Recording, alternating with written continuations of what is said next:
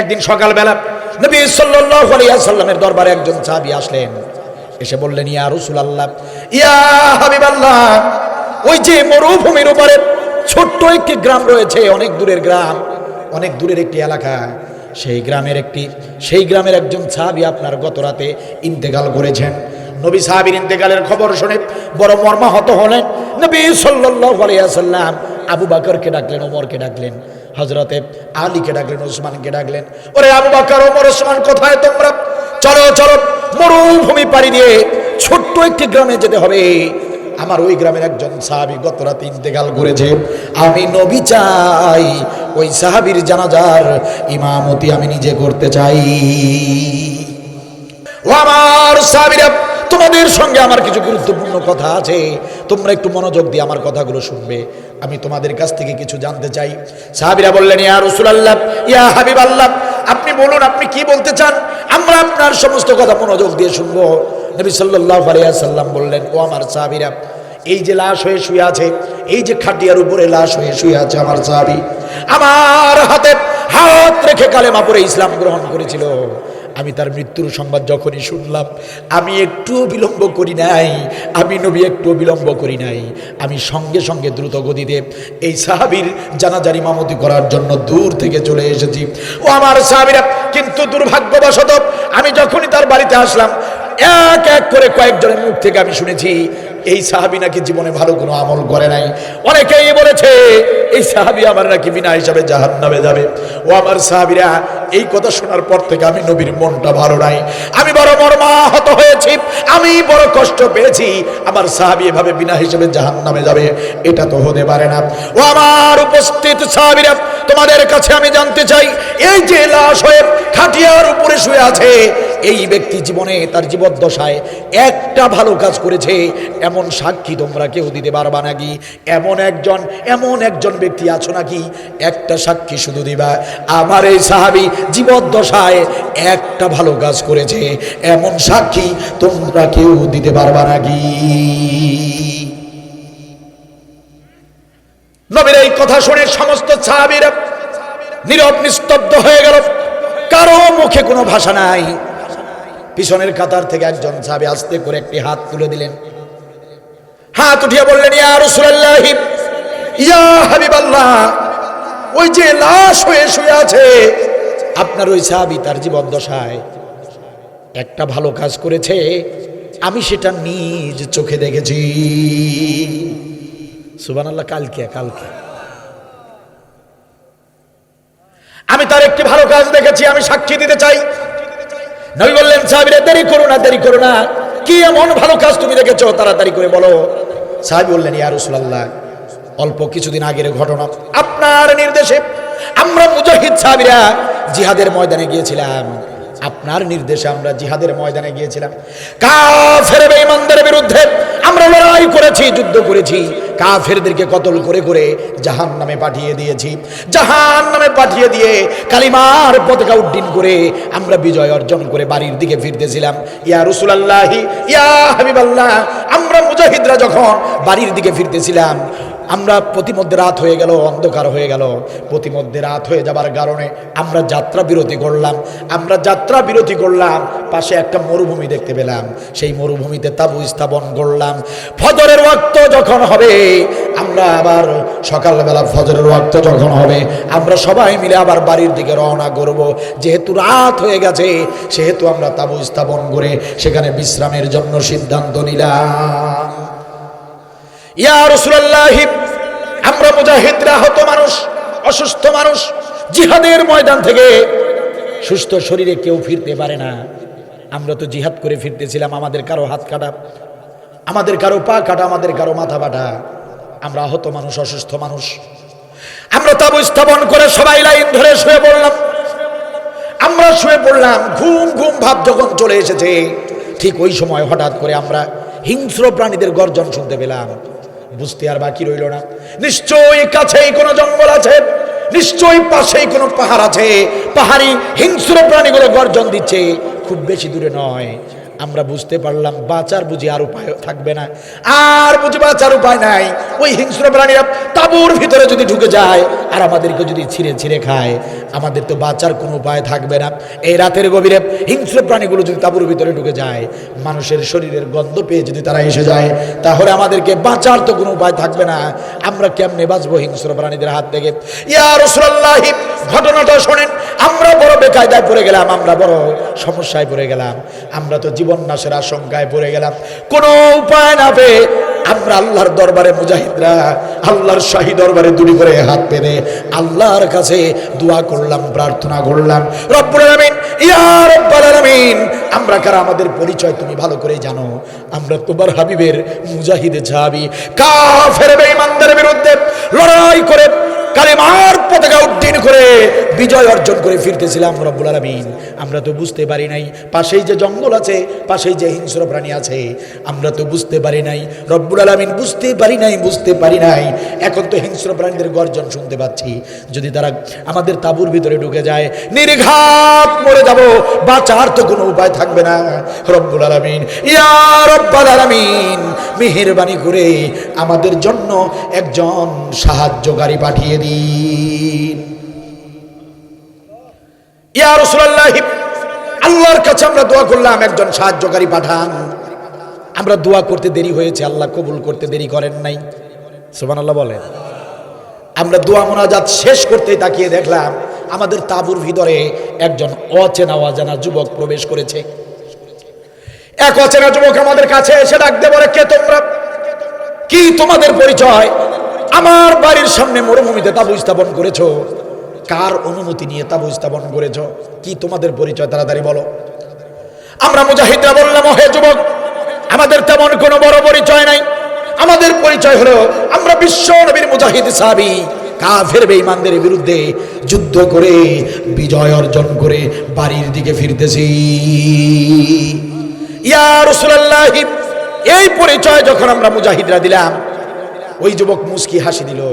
মুস্কি হাসি দিয়া বলল, বিশ্ব নবীর মুজাহিদ সাহাবীরা, তোমরাও জেনে খুশি হবে, আমিও তোমাদের মতোই নবীর হাতে হাত রেখে কালেমা পড়া, ইসলাম গ্রহণ করা একজন সাহাবী। চিন্তা করো না ও মুজাহিদ সাহাবীরা, চিন্তা করো না, ভয় পেও না, ভীত সন্ত্রস্ত হয়েও না। তোমাদের দোয়া মুনাজাত আমি শুনেছি। ওই যে হিংস্র প্রাণীরা গর্জন দিচ্ছে, তাদের ভয়ে তোমরা আতঙ্কিত হয়ে আছো। চিন্তা করো না রে, চিন্তা করো না। ও বিশ্বনবীর মুজাহিদ সাহাবীরা, আমি ইসলাম সম্পর্কে যতটুকু জানি এতটুকু আমি বুঝতে পেরেছি, জানতে পেরেছি। আসমানের নিচে আর জমিনের উপরে দিন কায়েমের সৈনিকদের মর্যাদা আল্লাহর কাছে সবচেয়ে বেশি। তোমরা সেই দিন কায়েমের লক্ষ্যে জিহাদের ময়দানে গিয়েছিলে, তোমাদের সম্মান মর্যাদা আল্লাহর কাছে বেশি, এটা আমি ভালো করে জানি। আমি তো বড় গুনাহগার হতভাগা মানুষ। ইসলাম গ্রহণ করার পরে বাড়ি দূরে হবার কারণে নবীর দরবারে ঘন ঘন যেতে পারি নাই, কোনো আমল জীবনে করতে পারি নাই রে। ওরে মুজাহিদ সাহাবীরা, জীবনে আবার কোনো ভালো আমল নাই। আজকে একটা ভালো কাজ করার সুযোগ পেয়ে গেছি, আজকে এই সুযোগটা আমি হাতছাড়া করব না। ও মুজাহিদ সাহাবীরা, চিন্তা করো না, সারাটা রাত তোমরা নাক ডেকে ঘুমাবে, আমি সারা রাত ধরে তোমাদেরকে পাহারা দিব। ইয়া রাসূলুল্লাহ, ইয়া হাবিবাল্লাহ, ওই যুবক, আপনার ওই সাহাবী আমাদেরকে জোর করে শোয়া দিলেন। আমরা সবাই শুয়ে পড়লাম। হাতে একটা লাঠি নিয়ে ওই যুবক তাঁবুর চারপাশে ঘুরতে লাগলো, পাহারা দেওয়া শুরু করে দিল। আমরা শুয়ে শুয়ে শুনতে থাকলাম। ওই ব্যক্তি শুধু পাহারাই দিচ্ছে না, বক্তব্য দিচ্ছে হিংস্র প্রাণীদেরকে লক্ষ্য করে। যুবক পাহারা দিচ্ছিল আর বলতেছিল, হিংস্র প্রাণীরা, ও জঙ্গলের হিংস্র প্রাণীরা, খবরদার, গর্জন দিবি না।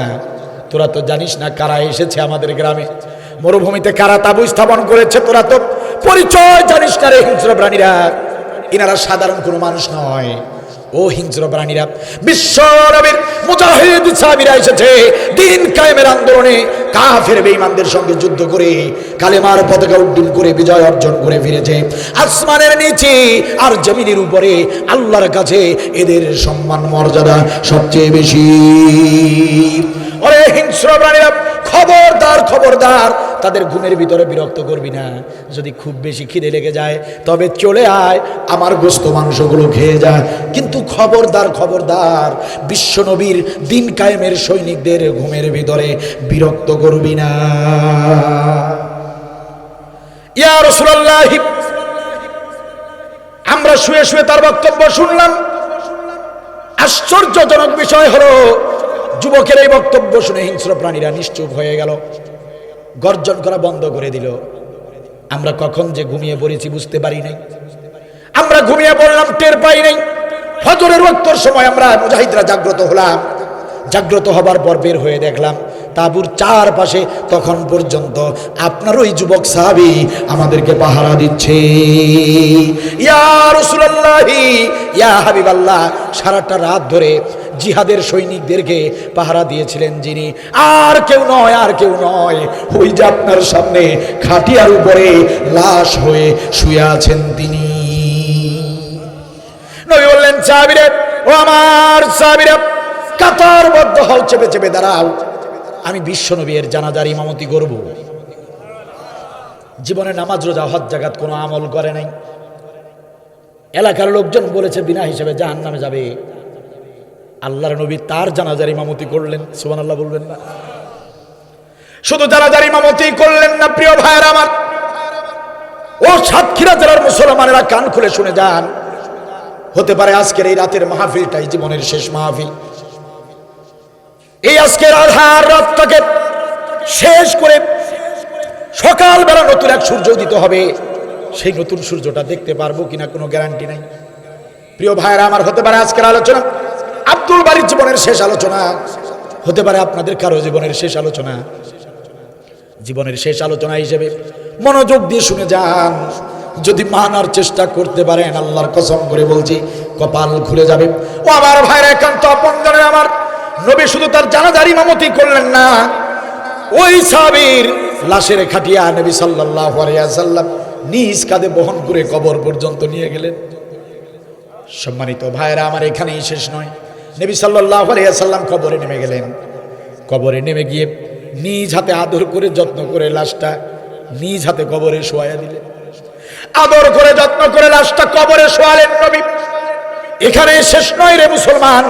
নবী সাল্লাল্লাহু আলাইহি ওয়াসাল্লাম ওই মৃত সাহাবীর মুখের থেকে কাফনের কাপড় সরালেন। মুখ থেকে কাফনের কাপড় খুলে দিয়ে, সরিয়ে দিয়ে, জান্নাতে নবী আমার জান্নাতি ঠোঁট দিয়া ওই মৃত ব্যক্তির, ওই মৃত সাহাবীর কপালে চুমা দিয়া দিলেন। ও মুসলমান, কি খুশনসিব সেই সাহাবীর! জীবনে তার কোনো আমল নাই, জীবনে কোনো ভালো কাজ করে নাই, শুধু দিন কায়েমের আন্দোলনে জিহাদের সৈনিকদেরকে একটা রাত পাহারা দিয়েছিলেন। নবী তাকে চুমা দিলেন। সমস্ত সাহাবীরা অবাক। সাহাবীদেরকে সাথে নিয়ে নবী সাল্লাল্লাহু আলাইহি ওয়াসাল্লাম বালি আর পাথরগুলো দিয়া কবরটাকে সম্পাদন করে ফেললেন। সমস্ত সাহাবীদেরকে সাথে নিয়ে বালি আর পাথর দিয়া কবরটা যখন কমপ্লিট করে ফেললেন, সমস্ত সাহাবীরা সেখানে উপস্থিত দাঁড়িয়ে আছেন। আপনার আমার নবী, বিশ্ব নবী, তার ডান হাত কবরের মাঝখানে এভাবে রাখলেন। নতুন ওই কবরের মাঝখানে নবী আমার ডান হাত এভাবে কবরের মাঝখানে রাখলেন। রেখে তিনি বললেন, ইন্না সাহাবাকা ইয়াজুন্নুনা আন্নাকা মিন আহলিন নার ওয়া আনা আশহাদু আন্নাকা মিন আহলিল জান্নাহ। সমস্ত সাহাবীরা শুনছেন, সমস্ত সাহাবীরা সাক্ষী। নবী বলেন, ইন্না সাহাবাকা ইয়াজুন্নুনা আন্নাকা মিন আহলিন নার ওয়া আনা আশহাদু আন্নাকা মিন আহলিল জান্নাহ। নবী বললেন, ওরে কবরবাসী সাহাবী আমার, তোমার প্রতিবেশীরা বলেছে তুমি জাহান্নামী, তোমার বন্ধুরা বলেছে তুমি জাহান্নামী। ওয়া আনা আশহাদু আন্নাকা মিন আহলিল জান্নাহ, আর আমি বিশ্ব নবী সাক্ষী দিলাম রে সাহাবী, তুমি বিনা হিসাবে জান্নাতি।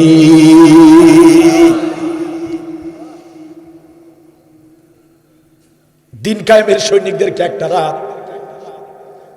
একটা রাত শুধু পাহারা দিয়েছিলেন। ওই রাতে আল্লাহ তাআলা তার উপর এতটা খুশি হয়ে গেলেন।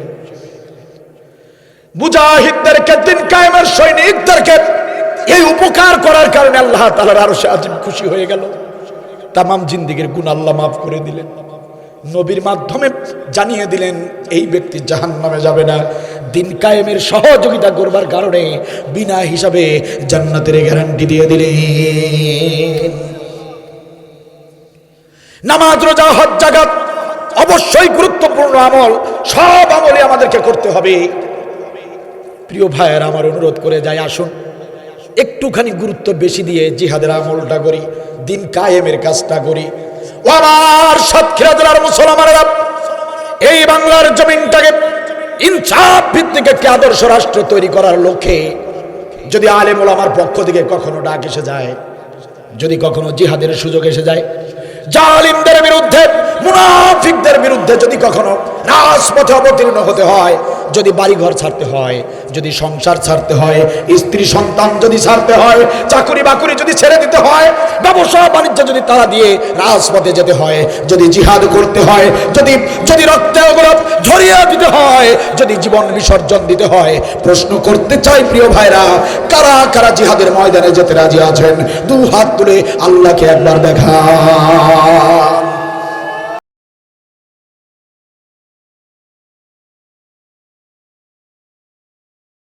সব আমলের সবচেয়ে বড় আমল জিহাদ ফি সাবিলিল্লাহ। আমি এই কুরআনুল কারীম গবেষণা করে দেখেছি, প্রিয় সাতক্ষীরা জেলার মুসলমানেরা, এই কুরআনুল কারীমের ভিতরে নামাজের নির্দেশ এসেছে 82 বার। এই কুরআনুল কারীমের ভিতরে রোজার নির্দেশ এসেছে মাত্র 14 বার। কুরআনুল কারীমের ভিতরে হজ্জের নির্দেশ এসেছে মাত্র 1 বার। এই কুরআনুল কারীমের ভিতরে যাকাতের নির্দেশ এসেছে 34 বার। আমি আবারও আপনাদেরকে বলে দিচ্ছি, মুখস্থ করে যান প্রিয় ভাইরা আমার, নামাজের নির্দেশ 82 বার, রোজার নির্দেশ 14 বার, হজ্জের নির্দেশ মাত্র 1 বার, যাকাতের নির্দেশ মাত্র 34 বার। সেই কোরআনের ভিতরে ও প্রিয় ভাইরা আমার, সেই কোরআনের ভিতরেই জিহাদের নির্দেশ এসেছে 917 বার। 900। সম্মানিত ভাইরা আমার, ওই যে মুয়াজ্জিন যখন আযান দেয়, হাইয়া আলাস সালাহ, এসো এসো নামাজের দিকে এসো। আপনি নামাজি মানুষ, যতই ব্যস্ত থাকুন না কেন, হাতে আপনার যতই কাজ থাকুক না কেন, মুয়াজ্জিনের ওই আহ্বান শোনার সঙ্গে সঙ্গে আপনি সমস্ত কাজ ফেলে দিয়ে দৌড়ে ছুটে যান মসজিদের দিকে। ওযুটা করে জামাতের সঙ্গে নামাজ আদায় করেন। এক ওয়াক্ত নামাজ আপনি কাজা করতে চান না, ওয়াক্ত মতো আপনি নামাজ আদায় করেন। আজান হয়ে গেলে আপনি মসজিদে ছুটে যান। তার মানে বোঝা গেল আপনি নামাজের প্রতি গুরুত্বশীল, যত্নশীল। আপনি নামাজটাকে গুরুত্ব দিয়েছেন, নামাজের আমলটাকে আপনি গুরুত্ব দিয়েছেন। অবশ্যই এটি একটি গুরুত্বপূর্ণ আমল, অবশ্যই এটি একটি মুমিনের বৈশিষ্ট্য। নামাজ 5 ওয়াক্ত জামাতে পড়া পুরুষদের জন্য অবশ্যই এটা মুমিনের একটা অন্যতম বৈশিষ্ট্য। সম্মানিত ভাইরা, 82 বারের নামাজটাকে আপনি গুরুত্ব দিয়েছেন, আলহামদুলিল্লাহ, ভালো কথা। একটা বছরের একটা মাস মাহে রমজান, একটা মাস মাহে রমজান, আল্লাহ রাব্বুল আলামিন ওই মাহে রমজানের একটা মাস রোজা রাখাকে ফরজ করে দিয়েছেন। এই তো খুব নিকটে চলে এসেছে মাহে রমজান মাস। একটা মাস মাহে রমজানে রোজা রাখতে গিয়ে আপনাকে সারাটা দিন করে না খেয়ে থাকতে হবে। প্রিয় ভাইরা আমার, সারাটা দিন করে আপনি না খেয়ে থাকলেন। ও আমার ভাইরা, শুধু কি তাই নাকি, অশ্লীলতা থেকে নিজেকে বিরত রাখতে হলো, সমস্ত মিথ্যা কথা এবং মিথ্যা কাজ থেকে আপনাকে বিরত থাকতে হলো। এই রোজাটাকে পালন করতে গিয়ে প্রিয় ভাইরা আমার, হালাল বৈধ স্ত্রী তার সঙ্গে দিনের বেলা মেলামেশা বন্ধ রাখতে হলো। এই রোজাটাকে পালন করতে গিয়ে আপনি এত ত্যাগ তিতিক্ষা করলেন। কোরআনুল কারীমে সেই রোজা 14 বারের নির্দেশিত একটি ফরজ আমল, সেই রোজাকেও আপনি গুরুত্ব দিয়েছেন, আলহামদুলিল্লাহ, ভালো কথা। রোজাও একটি অন্যতম গুরুত্বপূর্ণ ফরজ আমল। ও আমার ভাইয়েরা, একান্ত আপনজনেরা, একবারের নির্দেশ হজ। সেই হজ ব্রত পালন করতে গিয়া হালাল উপার্জিত 7 লক্ষ টাকা খরচ করে মক্কায় গেলেন, মদিনায় গেলেন, হজব্রত পালন করলেন। আমার ভাইয়েরা, হজব্রত পালন করলেন, হজকে আপনি গুরুত্ব দিলেন, আলহামদুলিল্লাহ, এটাও গুরুত্বপূর্ণ আমল, কারণ এটাও ইসলামের একটি রুকন, একটি খুঁটি। সম্মানিত ভাইয়েরা আমার, অবশ্যই গুরুত্বপূর্ণ আমল করেছেন, আলহামদুলিল্লাহ। একান্ত আপনজনেরা, 34 বারের ফরজ আমল যাকাত আদায় করা। আমার ভাইরা, প্রতি বছর আপনি আপনার সহায় সম্পত্তির হিসাব নিকাশ করে আপনি যাকাত প্রদান করেন, ভালো কথা। একান্ত আপনজনেরা আমার, প্রিয় ভাইয়েরা আমার, এবার আপনারা আপনাদের বিবেককে জিজ্ঞাসা করেন, একটাবার বিবেকদেরকে জিজ্ঞাসা করেন, আপনারা আপনাদের বিবেককে একটাবার জিজ্ঞাসা করেন। আপনি 82 বারের নামাজকে গুরুত্ব দিলেন, আপনি 14 বারের রোজাকে গুরুত্ব দিলেন, আপনি একবারের নির্দেশ হজকে গুরুত্ব দিলেন, 34 বারের নির্দেশ যাকাতকে গুরুত্ব দিলেন, প্রিয় ভাইরা আমার। কিন্তু 917 বারের আমল, কুরআনুল কারীমের আয়াতে আয়াতে জিহাদ, কুরআনুল কারীমের পরতে পরতে জিহাদ, কুরআনুল কারীমের পাতায় পাতায় জিহাদ, কুরআনুল কারীমের পৃষ্ঠায় পৃষ্ঠায় জিহাদ। বারবার আল্লাহ রাব্বুল আলামিন জিহাদের কথা বললেন, জিহাদের কথা বললেন। আপনি সেই 917 বারের সেই জিহাদের আমল গুরুত্ব দিলেন না, নিজে কখনো করলেন না, অবজ্ঞা করলেন, অবহেলা করলেন, অস্বীকার করলেন, বিরোধিতা করলেন, নিজেও জিহাদের আমল করলেন না। যারা জিহাদের আমল করলো তাদেরকে আপনার ভালো লাগলো না, আপনি নিজে জিহাদের আমল করলেন না, বরং যারা জিহাদের আমল করলো তাদের বিরোধিতা করলেন, তাদের বিরুদ্ধে মিথ্যা মামলা দায়ের করলেন, তাদের বিরুদ্ধে মিথ্যা সাক্ষী দিলেন, তাদের বিরুদ্ধে বিভিন্ন ধরনের বাধা প্রদান করলেন। এবার একটা বার নিজেরাই নিজেদেরকে জিজ্ঞাসা করেন, আপনি নামাজ রোজা হজ যাকাত সবই করলেন, 917 বারের জিহাদের বিরোধিতা করলেন, আপনি জান্নাতে যাবেন নাকি জাহান্নামে যাবেন? আপনার বিবেককে প্রশ্ন করেন, আপনার বিবেক উত্তর দিয়ে দিবে।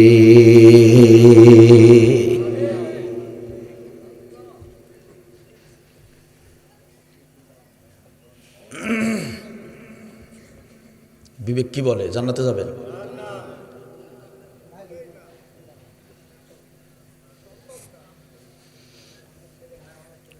আপনাদের বিবেক কি বলছে জানেন? আল্লাহ বলছেন সূরা মুহাম্মদ 1 নম্বর আয়াত, আল্লাযিনা কাফারু ওয়া সাদ্দু আন সাবিলিল্লাহি আদাল্লা আমালাহুম।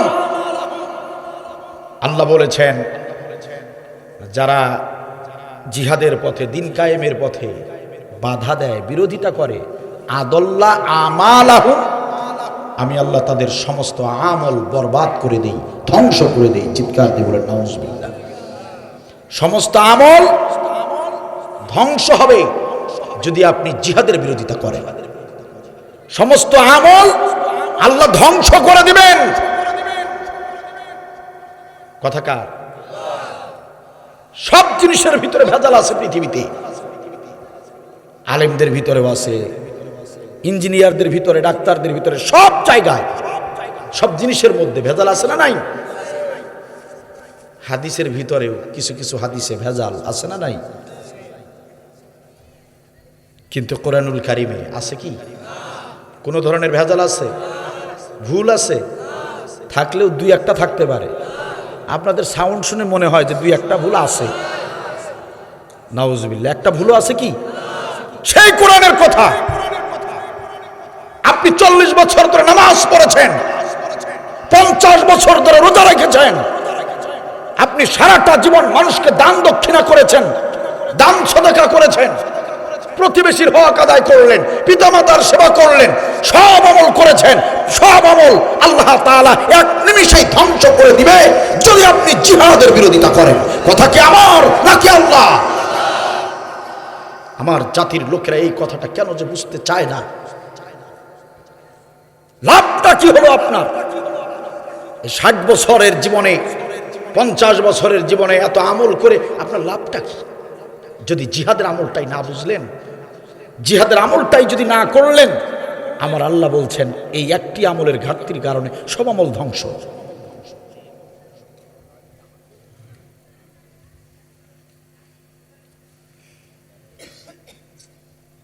নামাজটা এত সুন্দর বোঝে না। নামাজ রোজা যতটুকু বুঝেছে আমার এই জাতি, আমার এই জাতির লোকেরা যদি ঠিক ততটুকুও যদি জিহাদটা বুঝতো, আল্লাহর কসম 92% মুসলমানের জমিনে হাসিনার মতো জালিম সরকার কোনোদিন কোনো কালে ক্ষমতায় আসতে পারত না।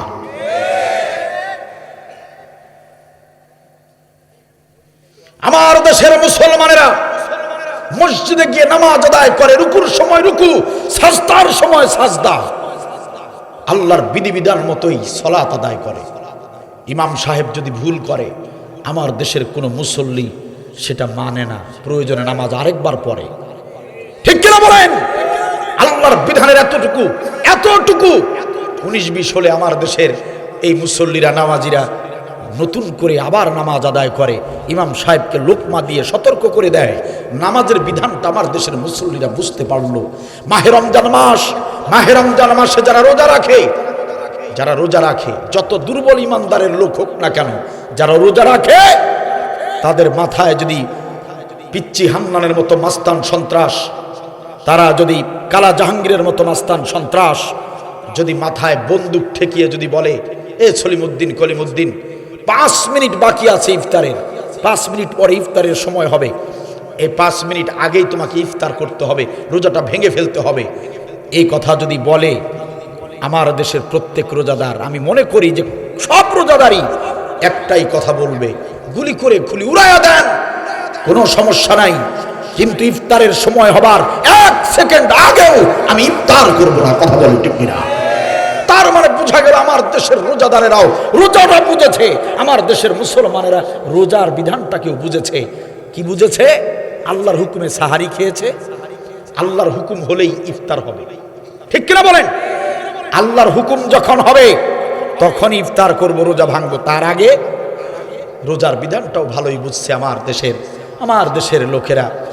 মেয়ে বিয়ে দেওয়ার সময়, ছেলে বিয়ে করানোর সময়, তখন আমার দেশের লোকেরা আল্লাহর বিধানটা ভালোই বোঝে। আমাকে ধরে, আপনাকে ধরে, ইসলামী বউ চাই। কি বউ? ইসলামী বউ চাই, বিয়ের সমস্ত কার্য সম্পাদন করে ইসলামের বিধান মতো, জানাজা নামাজে যখন দাঁড়িয়ে যায় সেটাও করে ইসলামের বিধিবিধান মতো। আমার দেশের ওই মুসল্লিরা, আমাদের দেশের ওই হাজী সাহেবরা অধিকাংশই আমি দেখেছি, আমার দেশের নামাজিরা হাজিরা যারা কপালে কালো দাগ ফেলেছে নামাজ পড়ে পড়ে, যারা মাঝে মাঝে তাহাজ্জুদ নামাজও পড়ে, এরা সব কাজে আল্লাহর বিধান মানলেও যখন রাষ্ট্র গঠনের সময় এসে যায়, যখন সংসদ গঠনের সুযোগ এসে যায়, যখন নির্বাচন এসে যায়, তখন আমার ওই নামাজি মুসলমান, আমার দেশের ওই হাজি মুসলমান তখন আল্লাহর বিধানের কথা মনে থাকে না, তখন আল্লাহর বিধানকে তোয়াক্কা করে না, আল্লাহর রসুলের বিধানকে বৃদ্ধাঙ্গুলি দেখিয়ে সমাজের সবচেয়ে লম্পট, সমাজের সবচেয়ে বড় দুর্নীতিবাজ, সমাজের সবচেয়ে খারাপ লোকটাকে, সমাজের সবচেয়ে বড় মদারু, সমাজের সবচেয়ে বড় তাসারু, সমাজের সবচেয়ে বড় জোয়ারু, ওই ব্যক্তিটাকে সাপোর্ট দিয়া সংসদে পাঠিয়ে দেয়, যেই কারণে এই জাতির কপালে আগুন লেগেছে। কথা বলে ঠিক কিনা? কি হবে? কি হবে এই নামাজ দিয়ে? কি হবে আপনার এই নামাজ, আপনার এই হজ দিয়ে? আমার দেশের লোকেরা সবই বুঝলো, জিহাদের মাধ্যমে রাষ্ট্র গঠন করা এই আমলটা বুঝলো। কি হবে আপনার এই হজ দিয়া?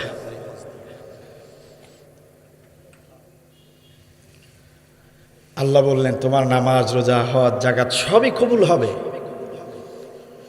তোমার আমল নামার ভিতরে যদি জিহাদ থাকে। কি থাকে? যদি জিহাদ না থাকে? আব্দুল্লাহ বিন উবাইয়ের নাম শুনেন নাই? কি মনে করেন আপনার আমার চেয়ে দুর্বল ইমানদার ছিল? আপনার আমার চেয়ে আমলদার কম ছিল? নবীকে দেখছেন আপনারা? আরে উনি তো নবীর হাতে হাত রেখে কালেমা পড়া মুসলমান। আপনি আমি কোন ইমামের পিছনে নামাজ আদায় করি? কে আছেন এমন গ্যারান্টি দিবেন যে আপনার ইমাম কোনোদিন মিথ্যা কথা বলে নাই? পারবেন গ্যারান্টি দিতে? কে আছেন এমন দাঁড়িয়ে বলেন যে আপনার ইমামের চরিত্রের গ্যারান্টি আল্লাহ দিয়েছে? দেখাতে পারবেন? আপনার ইমাম সুযোগ পেলে যে সুদ খায় না, সুযোগ পেলে যে ঘুষ খাবে না, আপনার ইমাম আপনার খতিব যে গোপনে গোপনে জিনা করে নাই জীবনে, এটার গ্যারান্টি ওয়ারেন্টি কেউ দিতে পারবেন? আর আব্দুল্লাহ বিন উবাই কোন ইমামের পিছনে নামাজ পড়েছেন? যে ইমাম জীবনে মিথ্যা বলেন নাই, যে ইমাম ইমামের ইমাম, নবীদের ইমাম, যার চরিত্রে গ্যারান্টি দিয়েছেন আল্লাহ, ইন্নাকা আলা খুলুকিন আযীম, মহান চরিত্রের অধিকারী, সেই ইমামের পিছনে দাঁড়িয়ে নামাজ আদায় করেছেন। তারপরেও তার নামাজ আল্লাহর দরবারে কবুল হয় নাই। কি হয়েছে? আলেম ওলামা আছেন, হয়েছে। কেন হয় নাই? জিহাদের বিরোধিতা করেছে। আমি কি বানিয়ে বলছি না? কোরআন সূরা তওবা 84 নম্বর আয়াত খুলে দেখুন। ৮৪ নম্বর আয়াত খুলে দেখুন, সূরা তওবা। এখানে হাজী সাহেব আছেন না অনেকে? কয়বারের হাজী আছেন? একবারের, দুইবারের, তিনবারের, 5 বারের হাজী, 10 বারের হাজী আছেন? কেউ 10 বারের হাজী আছেন এখানে? 10 বার হজ করেছেন? আছে কি? আব্দুল্লাহ বিন উবাই মুফাসসিরিনে কেরামগণ লিখেছেন 36 বার হজ করেছেন আব্দুল্লাহ বিন উবাই। নিজের টাকায় মদিনায় অনেকগুলো মসজিদ বানিয়েছেন। দেখছেন কত বড় আমলদার, কিন্তু জান্নাতে যেতে পারে নাই। গিয়েছে কোথায়? জাহান্নামে। জাহান্নামে গিয়েছে। শুধু কি তাই নাকি? নবী তার জানাজায় দাঁড়িয়েছিলেন, জানাজা নামাজ পড়বেন, আল্লাহ তাআলা তার জানাজাও পড়াতে দেন নাই। আল্লাহ রাব্বুল আলামিন ওহী নাজিল করে দিয়ে বলেছেন, ওয়ালা তুসাল্লি আলা আহাদিম মিনহুম মাতা আবাদাও ওয়ালা তাকুম আলা কবরিহি। নবী ওর জানাজা নামাজ আপনি পড়বেন না। আরে নামাজ তো দূরের কথা, নবী আপনি ওর কবরের পাশে দাঁড়াতে পারবেন না। কথা কার? ও, আপনি নামাজও পড়বেন, আবার ইসলামী আন্দোলন যারা করে তাদের বিরুদ্ধে থানায় নোট দিবেন। আপনি হজও করবেন, আবার ফোন দিয়ে বলবেন থানায় ঘোড়ার ডিম করেন। হ্যাঁ, ইসলামী আন্দোলনের লোক হোটেলে চা খাচ্ছে আর থানায় বসে আছেন, আসেন গ্রেফতার করেন। করে নাই? করে নাই? আপনি হজও করবেন, নামাজও পড়বেন, জালিম সরকারের আমলে হয় নাই? এগুলো হয় নাই? কি ভেবেছেন? কি ভেবেছেন আপনি জান্নাতে চলে গেছেন, তাই না? ওই যে আব্দুল্লাহ বিন উবাই গেছে যে জান্নাতে, ওই জান্নাতে যাওয়া লাগবে।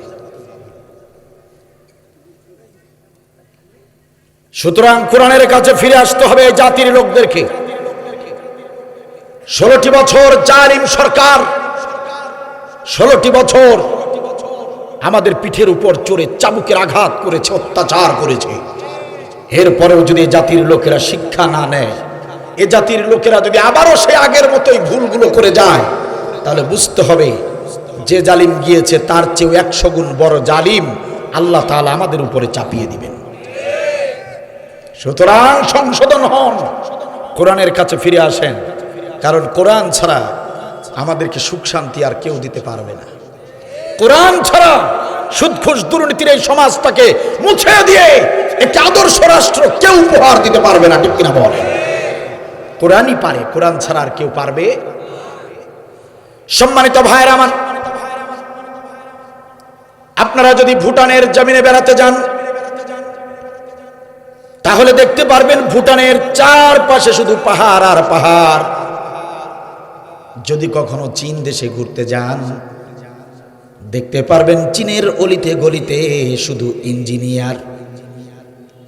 যদি কখনো ব্রাজিলের জমিনে বেড়াতে যান দেখতে পারবেন ব্রাজিলের জমিনে অলিতে গলিতে শুধু ফুটবলার।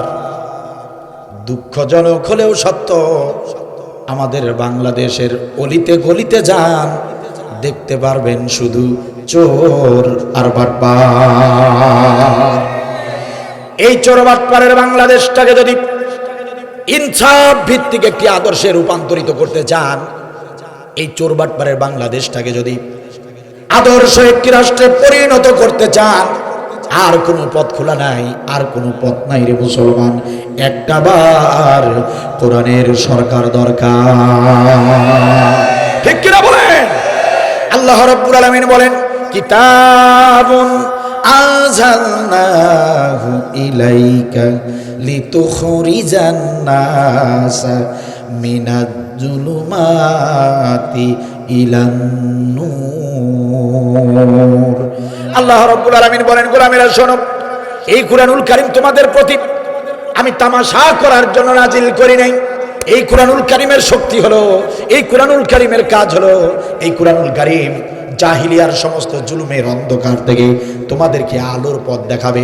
এই কুরআনুল কারীমের কাজ হলো সুদ ঘুষ দুর্নীতি সমস্ত অন্ধকার থেকে মানব জাতিকে শান্তির পথ দেখাবে, সুখের পথ দেখাবে, সমৃদ্ধির পথ দেখাবে, উন্নয়নের পথ দেখাবে। এই কুরআনুল কারীমের কাজ হলো জাহান্নাম থেকে ধরে ধরে তামাম মানবতাকে জান্নাত জান্নাতের পথ দেখাবে। ঠিক কিনা বলেন? কোরআন পারে। কে পারে?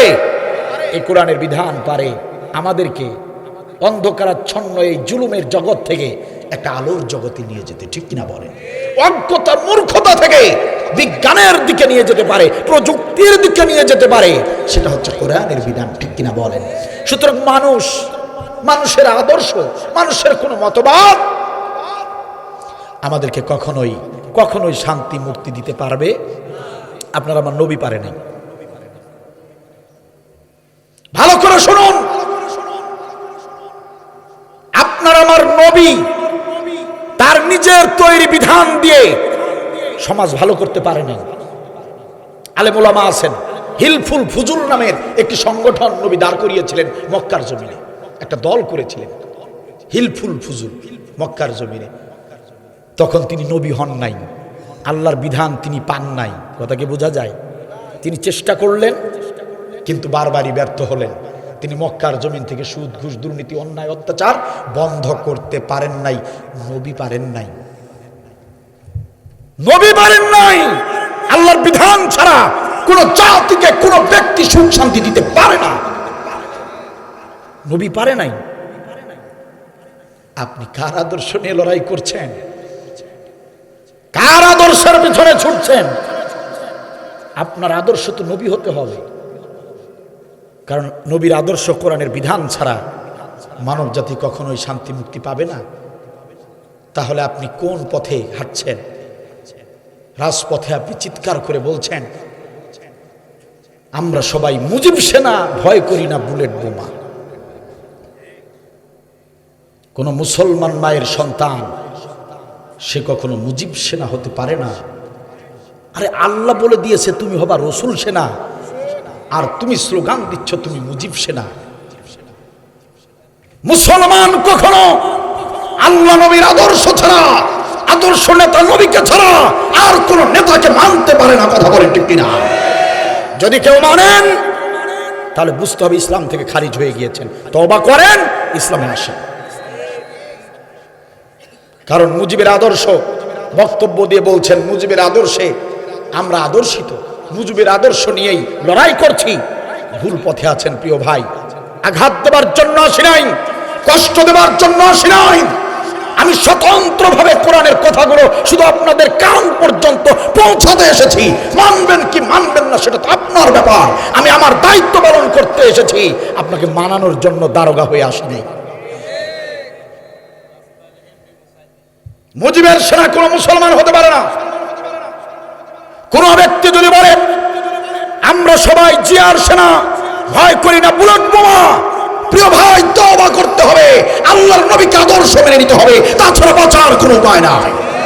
কোন ব্যক্তি যদি বলে আমাদের আদর্শ সাইদি, তাহলে ভুল পথে আছেন প্রিয় ভাই। সাইদি আপনার আদর্শ নেতা হতে পারে না, ওনার চরিত্রের গ্যারান্টি আল্লাহ দেন নাই। সুতরাং আপনার আমার নেতা হবে একজন বিশ্বনবী মুহাম্মদ রাসূলুল্লাহ।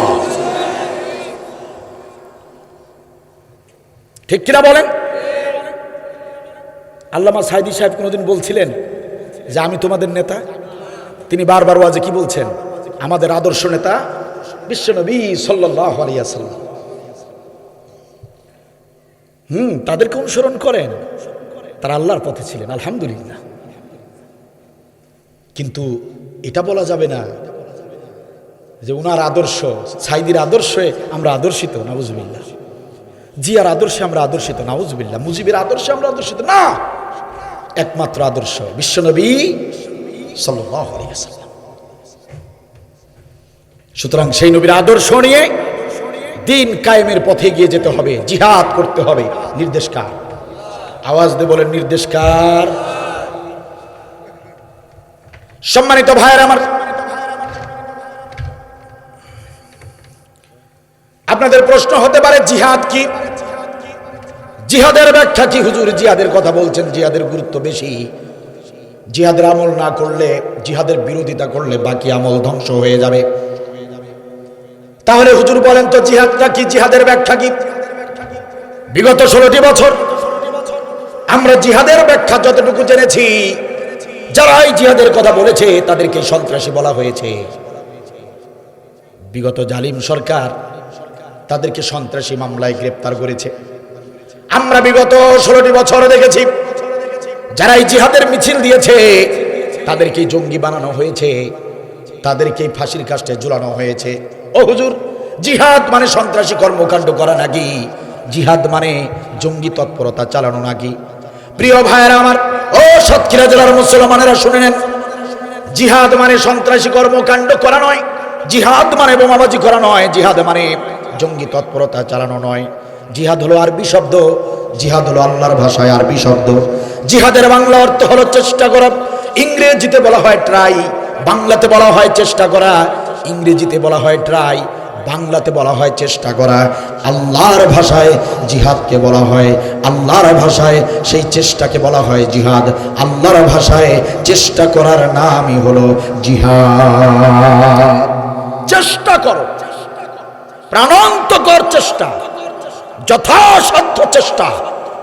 যেভাবে চেষ্টা করলে দিন কায়েম হবে সেইভাবে চেষ্টা করা। যে পথে, যে সিস্টেমে চেষ্টা করলে দিন কায়েম হতে পারে, ঠিক সেইভাবে সেই চেষ্টার নাম জিহাদ। আমি যদি আপনাদেরকে প্রশ্ন করি, প্রিয় ভাইয়েরা আমার, আপনারা যারা আলোচনা শুনতে এসেছেন, যদি চেষ্টা না করতেন মাহফিলে আসতে পারতেন নাকি? যদি চেষ্টা না করেন মুনাজাত হয়ে যাবার পর বাড়িতে পৌঁছতে পারবেন নাকি? আমার ভাইয়েরা, যদি চেষ্টা না করেন, এই যে বসে বসে আলোচনা শুনছেন, চেষ্টাটুকু যদি না করেন কোমরটা সোজা করে দাঁড়াতে পারবেন নাকি? প্রিয় ভাইয়েরা আমার, তাহলে কেন বুঝেন না? উঠতে বসতে শুইতে খাইতে এরকম ছোট ছোট কাজ করতে গিয়ে চেষ্টার যদি প্রয়োজন হয়, আল্লাহর এই জমিনে আল্লাহর কোরআনের বিধানকে বাস্তবায়ন করার জন্য একবার জবান খুলে বলেন তো দেখি, চেষ্টার প্রয়োজন আছে না নাই?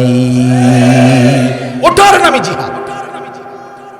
আমার আল্লাহ বলেন, গোলাম, তোমার দেশে কোরআনের বিধান নাই, তাহলে তোমার জন্য কোরআনের বিধান বাস্তবায়ন করার জন্য চেষ্টা করা আমি ফরজ করে দিলাম।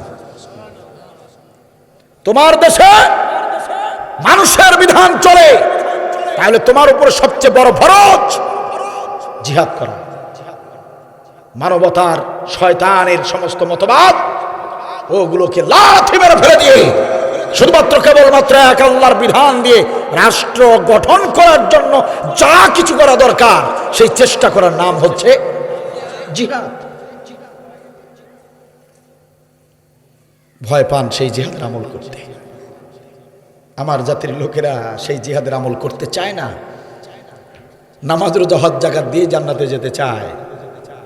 নামাজ রোজা হজ জাকাত দিয়ে যদি জান্নাত যাওয়া যায়, জিহাদের বিরোধিতা করে, তাহলে আব্দুল্লাহ বিন উবাই কি অপরাধ করেছে? নামাজ রোজা হজ জাকাত দিয়ে যদি জান্নাতে যান, আল্লাহ যদি এই ফয়সালা দিয়েই ফেলে, জিহাদের বিরোধিতা করছেন, জিহাদের আমল করেন নাই, নামাজ রোজা হজ জাকাত জিকির আজগার নিয়েই আপনি জান্নাতের ফয়সালা যদি পেয়ে যান, জান্নাতের দরজায় বাধা হয়ে দাঁড়াবে হযরতে ওমর, হযরতে হানজালা, হযরতে খুবাইব খাব্বাব, হযরতে আলী, হযরতে ওসমান রাদিয়াল্লাহু তাআলা। কারণ দ্বীনের জন্য, ইসলামের জন্য হযরতে ওমর তাকে জীবন দিতে হয়েছে। রানিং প্রেসিডেন্ট নামাজের ইমামতি করছেন, মুসল্লির ছদ্মবেশে শত্রুপক্ষ ইমামের পিছনে দাঁড়িয়েছে, ওমরের পিছনে দাঁড়িয়েছে, বিষযুক্ত ছুরি হযরত ওমরের পিছন দিক থেকে ঢুকিয়ে দিয়েছে। হযরত ওমরের নাড়ি ভুঁড়ি ফেটে গিয়ে ছিঁড়ে গিয়ে রক্ত বের হচ্ছে। হযরত ওমর যে কটা দিন জীবিত ছিলেন এই ছুরি আঘাতের পরে, কয়েকদিন বেঁচে ছিলেন। যতদিন বেঁচে ছিলেন তিনি যা খেয়েছেন নারী ভুঁড়িতে সব বের হয়ে গিয়েছে। দুধ খেতেন, সঙ্গে সঙ্গে নারী ভুঁড়ি দিয়ে দুধ বের হয়ে যেত। শাহাদাত বরণ করলেন ছুরির আঘাতে নামাজ পড়া অবস্থায়। কি অপরাধ!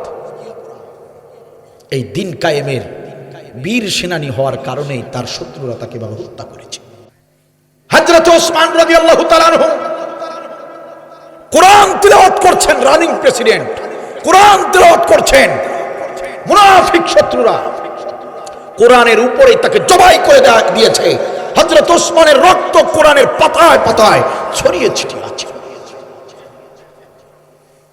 প্রিয় ভাইরা আমার, নামাজ রোজা হজ জাকাত নিয়ে আপনি জান্নাতে যাবেন। ওমর ওসমান তারা জান্নাতের দরজায় দাঁড়িয়ে আল্লাহকে জিজ্ঞাসা করবে, রব্বুল আলামিন, শুধু নামাজ রোজা হজ জাকাত দিয়েই যদি জান্নাত পাওয়া যাবে, তাহলে আমাদেরকে কোন ইসলাম শেখানো হয়েছিল? আমরা কেন জীবন দিলাম? আমরা জীবন দিয়ে জান্নাত, আর ওরা জিহাদের বিরুদ্ধে থেকে জান্নাত পাবে। আল্লাহ আপনি জবাব দেন, কি কারণে, কোন যুক্তিতে তারা জান্নাত পাবে? আল্লাহ কি কখনো জালিম হবেন? তিনি ন্যায় বিচারক হবেন? আল্লাহ কিছুতেই শুধু নামাজ রোজা হজ জাকাতকারীদেরকে জান্নাত দিবেন না, দিতে পারেন না। তাহলে আল্লাহর কোরআন মিথ্যা হয়ে যাবে।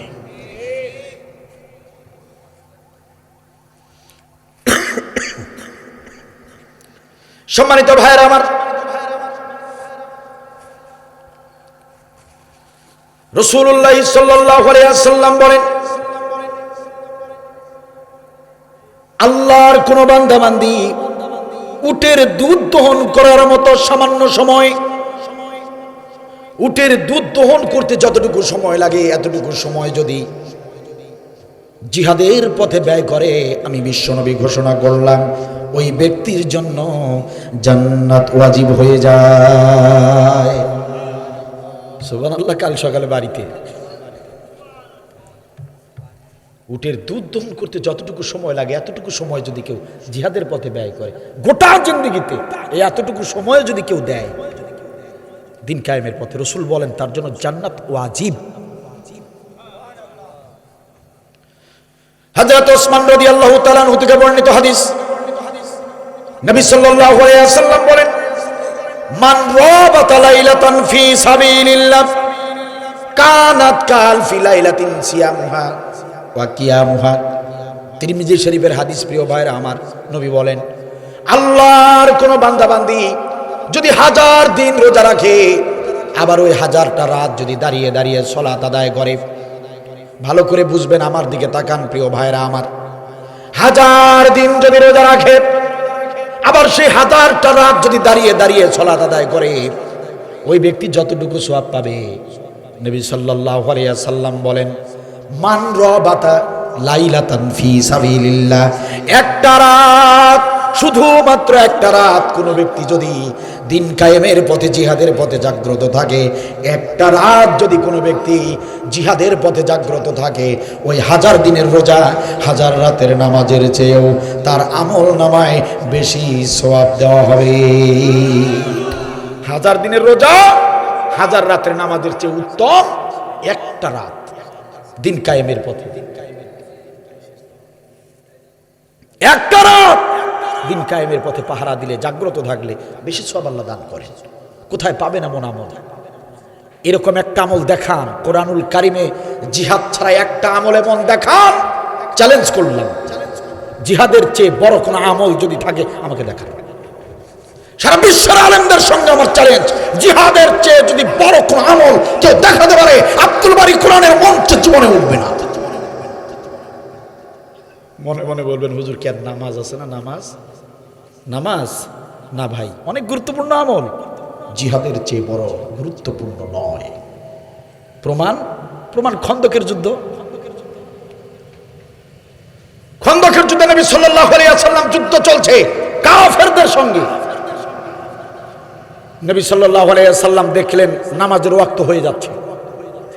নবী সাল্লাল্লাহু আলাইহি ওয়াসাল্লাম সিদ্ধান্ত নিলেন যুদ্ধ বিরতি করবেন, যুদ্ধ বন্ধ করবেন, বন্ধ করে নামাজটা পড়ে নেবেন। জিবরিল আমিন এসে হাজির, ইয়া রাসূলুল্লাহ, আল্লাহর পক্ষ থেকে নির্দেশ এসেছে, কয় ওয়াক্ত নামাজ কাজা হয় হবে, যুদ্ধ বন্ধ করা যাবে না, লড়াই চলবে। সুবহানাল্লাহ বলবেন না? নামাজ কাজা করলেন নবী নির্দেশ দিয়ে সাহাবীদেরকে। বলেন এবার, নামাজের গুরুত্ব বেশি না দিন কায়েমের জন্য জিহাদের গুরুত্ব বেশি? সম্মানিত ভাইয়েরা আমার, বদরের যুদ্ধ হয়েছে রমজানে, 17ই রমজানে বদরের যুদ্ধ সংগঠিত হলো। প্রত্যেকটা সাহাবী রোজাদার, নবী নিজেও রোজাদার।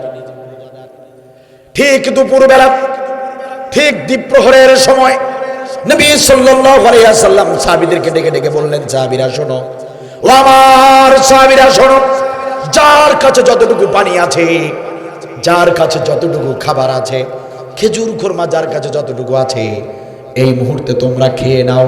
যার কাছে যতটুকু পানীয় আছে, এই মুহূর্তে তোমরা পান করে নাও। শরীর সতেজ করো, শরীরে শক্তি আহরণ করো, শক্তি আর সাহস দিয়া কাফেরদের বিরুদ্ধে যুদ্ধ করো।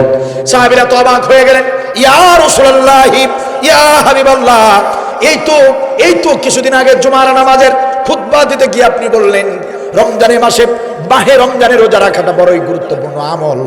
কেউ যেন মাহে রমজানে রোজা না রেখে থাকে না, অবশ্যই রোজা রাখতে হবে। মাহে রমজানের রোজা সম্পর্কে এত গুরুত্ব আর ফজিলত আপনি বর্ণনা করলেন, আজ আপনি আমাদেরকে রোজা ভেঙে ফেলার নির্দেশ দিলেন, কারণটা কি?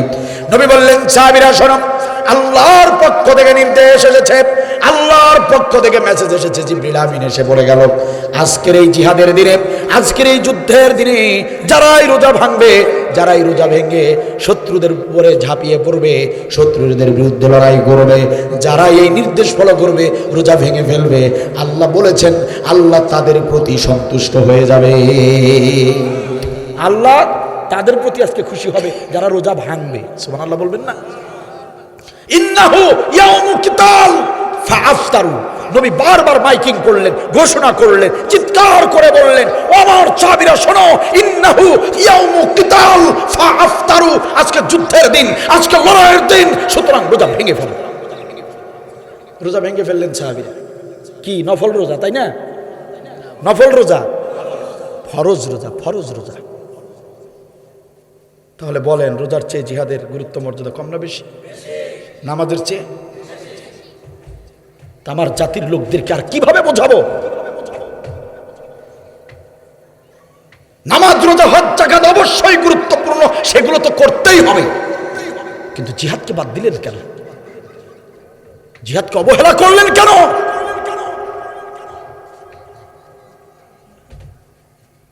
নড়াচড়া বন্ধ করেন। এই তো আলোচনা শেষ করে দেবো ইনশাআল্লাহ। খারাপ লাগছে আপনাদের? সম্মানিত ভাইয়েরা আমার, একান্ত আপনজনেরা আমার, সুতরাং এই দিন কায়েমের আন্দোলন করা, জিহাদ করা আমাদের জন্য সবচেয়ে বড় ফরজ। আর এই ফরজ হুকুমটার গুরুত্ব মর্যাদা আল্লাহ বেশি দিয়েছেন, কারণ এই একটা আমল গোটা কোরআন জুড়ে, যে আমলটা করলে বিপদ আপদ আছে, যে আমলটা করলে জীবন নাশের আশঙ্কা আছে। কথা কি বুঝছেন? আর কোনো আমলে এরকম আশঙ্কা পাবেন না। আপনি নামাজ পড়তে গেলে আপনার ঠ্যাং কেউ ভেঙে দিবে না। আপনি হজ করতে গেলে আপনাকে কেউ ফাঁসি দিবে না, 3 মাসের জেল হবে না। বিগত 16 বছর তো দেখছেন হয়েছে।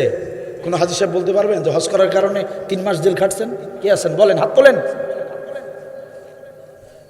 কিন্তু দিন কায়েম করার কারণে, ইসলামী আন্দোলন করার কারণে মাসের পর মাস জেল খাটতে হয়েছে। কি বলেন? জেল থেকে বের হওয়ার আগে আরেক মামলা ঢুকায় দিয়ে আবার জেলে ঢুকায় দেওয়া হয়েছে।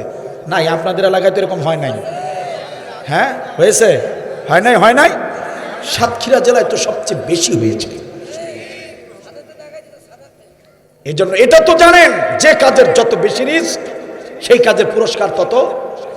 যে কাজটা যত বড় কঠিন, কামলা কিষান নিয়ে দেখেন, মজুরি বেশি দেওয়া লাগে। কথা বলেন না কেন? আমার আল্লাহ বলেন, গোলাম, জিহাদ যেহেতু রিস্কি আমল, জিহাদ যেহেতু জীবন নাশের আশঙ্কা থাকে, জেল জরিমানা থাকে, ফাঁসি থাকে, সুতরাং এই আমল যারা করবে, আমি আল্লাহ তাদের সমস্ত গুনাহ খাতা মাফ করে দেবো। সুবহানাল্লাহ। এই আমল যারা করবে তাদের জন্য জাহান্নাম আমি আল্লাহ হারাম করে দেব। আরে কি সুন্দর কথা! জাহান্নাম হারাম, কথা কার? বানিয়ে বলছি না, কোরআন কোরআন কোরআন। ইয়া আইয়ুহাল্লাযীনা আমানু হাল আদুল্লুকুম আলা তিজারাতিন তুজিকুম মিন আযাবিন আলীম। ও আমার ইমানদাররা শোনো, আমি আল্লাহ তোমাদেরকে এমন একটি ব্যবসার কথা কি বলবো না, এমন একটি আমলের কথা কি বলবো না, যে আমলটি করলে তুজিকুম মিন আযাবিন আলিম, জাহান্নামের আগুন তোমাদের জন্য হারাম হয়ে যাবে এমন একটি আমলের কথা আমি আল্লাহ কি বলবো না? তুমিনুনা বিল্লাহি ওয়া রাসূলিহি ওয়া তুজাহিদুনা ফি সাবিলিল্লাহ। ও আমার গোলামেরা শোনো, জাহান্নামের আগুন, জাহান্নামের কঠিন শাস্তি আমি আল্লাহ হারাম করে দিব তোমাদেরকে যে আমলটা করতে হবে আল্লাহ এবং আল্লাহ রাসূলের প্রতি ঈমান আনার পর। ও আমার গোলামেরা, তুজাহিদুনা ফি সাবিলিল্লাহ, দিন কায়েমের জন্য জিহাদ করো, দিন প্রতিষ্ঠার জন্য জিহাদ করো। যদি জিহাদের আমল করতে পারো জাহান্নামের আগুন তোমাদের জন্য হারাম। কথা আমার নাকি আল্লাহ? কোথায় পাবেন এমন আমল? দেখান আমাকে। আল্লাহ বলেন ইন্নাল্লাহা ইউহিব্বুল্লাযিনা, নিশ্চয়ই আল্লাহ কোটি কোটি হাজার কোটি গোলামদের ভিতরে ওই গোলামদেরকে আমি আল্লাহ ভালোবাসি। ইউহিব্বুল্লাযিনা, তাদেরকে আমি মহব্বত করি। ইউকাতিলুনা ফি সাবিলিহি, ইউকাতিলুনা ফি সাবিলিহি, আল্লাহর পথে দিন কায়েমের জন্য যারা সংগ্রাম করে, লড়াই করে, আমি আল্লাহ ওই গোলামদেরকে সবচেয়ে বেশি মহব্বত করি। কথা কার? কোরআন না হাদিস?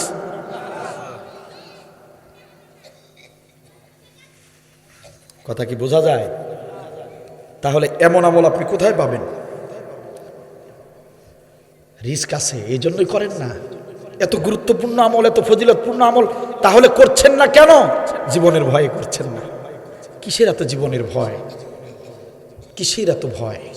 দেখেন নাই আপনার পাশের গ্রামের 17 বছরের ছেলেটা মোটরসাইকেল অ্যাক্সিডেন্টে মারা গেল? আপনার পাশের বাড়ির লোকটা 32 বছর বয়স, রাতের বেলা সুস্থ মানুষ, স্ট্রোক করে মারা গেল। ঘটনা ঘটে নাই এমন? দেখেন নাই? দেখেন নাই?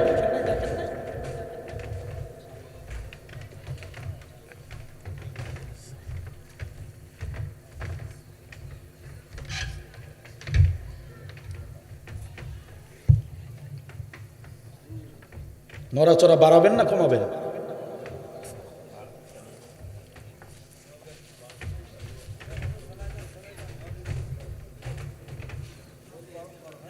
মোনাজাত দিয়ে দেই।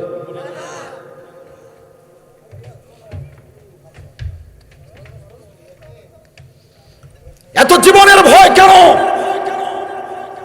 এতটুকু বিশ্বাস কি নেই? আরে আপনার মৃত্যুর তারিখক্ষণ তো আল্লাহর কাছে নির্ধারিত করা রয়েছে। যেদিন যে মুহূর্তে মৃত্যুর তারিখ সেই দিনই হবে। পার্থক্য কি কোথায় জানেন? আপনি জিহাদের পথে মরতে চান নাকি শয়তানের পথে মরতে চান, এই ইচ্ছাটা আল্লাহ আপনাকে দিয়ে দিয়েছে। মৃত্যু ওই দিনই হবে।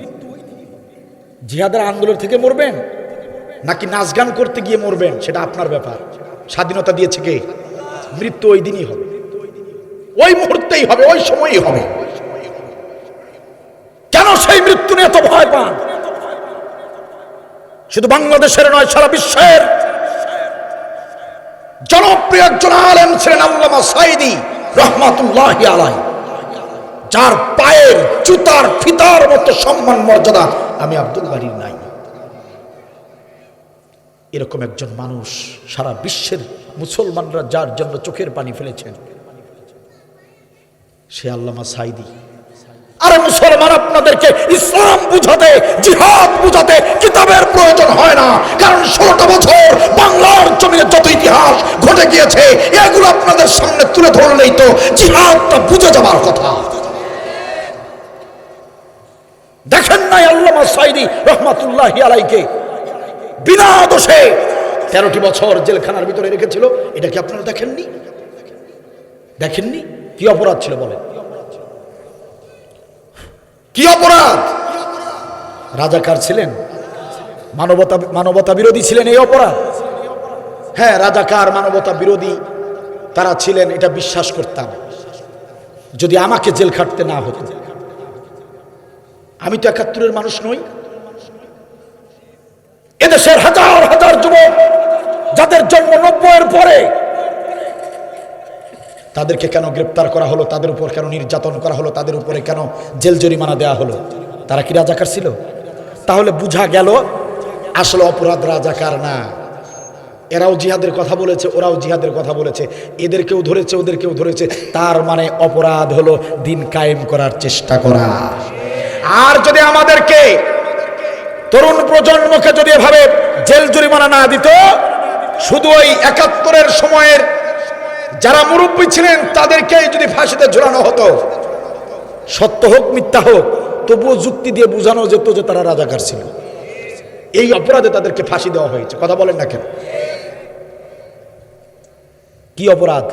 এই দিন কায়েমের চেষ্টা করা, এটাই ছিল তাদের অপরাধ। আল্লামা সাঈদী রহমাতুল্লাহি আলাইহিকে শুধু জেলখানা দেখেই তারা ক্ষান্ত হলো না। ভারত সরকারের নির্দেশে আমাদের হাসিনা সরকার অসুস্থ হননি, তবু অসুস্থতার সংবাদ মিডিয়াতে প্রচার করে তাকে জেলখানা থেকে এনে মেডিকেলে এনে ঠান্ডা মাথা ইনজেকশন পুশ করে বিষাক্ত ইনজেকশনের মাধ্যমে তাকে হত্যা করেছে। কথা বলেন ঠিক কিনা? প্রিয় ভাইয়ের আমার, আল্লাহ রাব্বুল আলামিন বলেছেন, ওয়ামা নাকামু মিনহুম ইল্লা আইয়ুমিনু বিল্লাহিল আজিজিল হামিদ। আল্লাহ বলেছেন ওদের অপরাধ না ওরা রাজাকার নয়, ওদের অপরাধ মানবতা বিরোধী না মানবতা বিরোধী নয়, ধর্ষণকারী না। আসলে এদের অপরাধ হলো সপ্রশংসিত আল্লাহর প্রতি ঈমান আনার পর ঈমানের দায়িত্ব নিয়ে দিন কায়েমের চেষ্টা করেছে। এটাই হলো তাদের অপরাধ। আগেও করেছে, এখনো করবে, কিয়ামত পর্যন্ত জালিমরা এইভাবেই নির্যাতন করবে। কথা কার? আওয়াজ দিয়ে বলেন কথা কার? আজ সাতক্ষীরা জেলার কলারোয়া উপজেলা থেকে অন্তর্বর্তী সরকারকে আমরা জানাতে চাই, অন্তর্বর্তী সরকারের প্রধান উপদেষ্টা ডক্টর মোহাম্মদ ইউনূস, আপনি বানের পানিতে ভেসে ভেসে ক্ষমতায় বসেন নাই।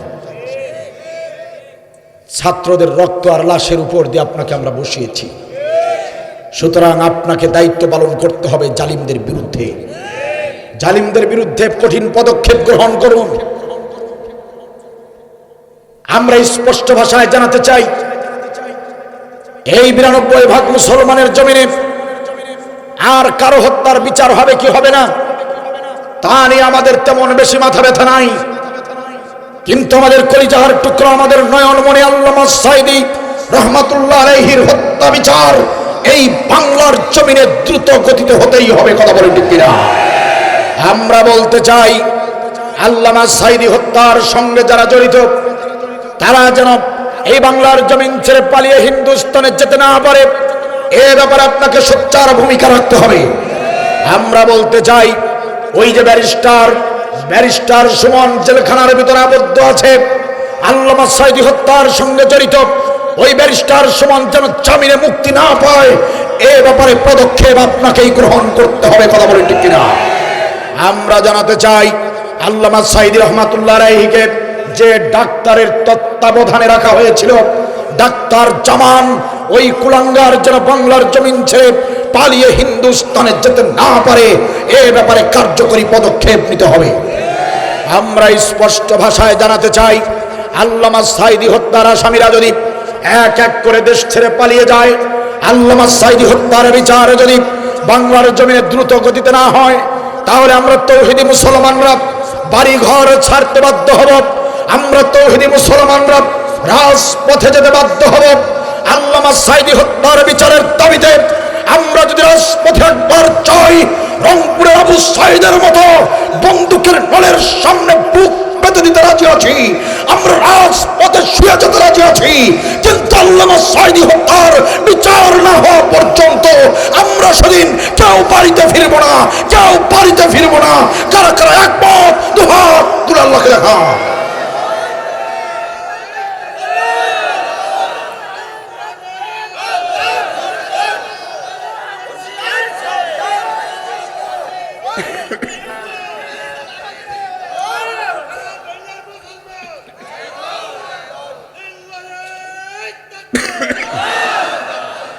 মাশা আল্লাহ, জাযাকাল্লাহু খায়র।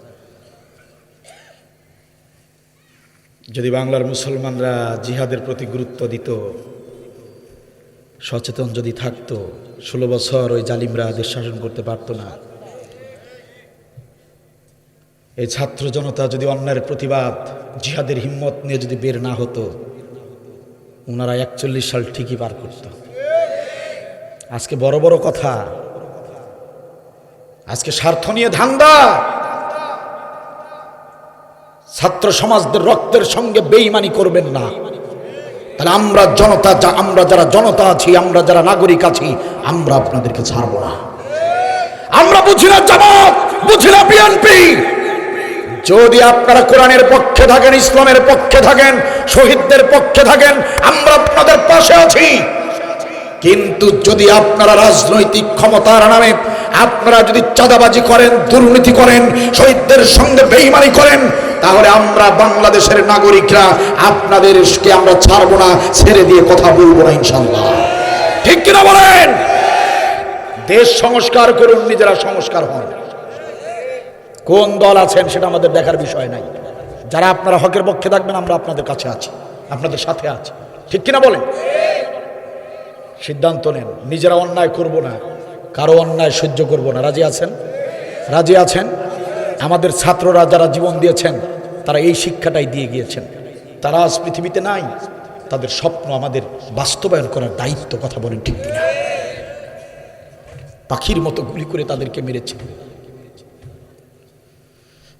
ওরা ছাত্র মেরে চেয়েছিল থাকতে ক্ষমতায়,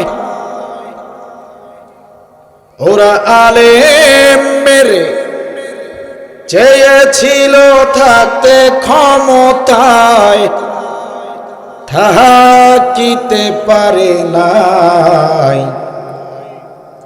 আলেমরা পালায় না,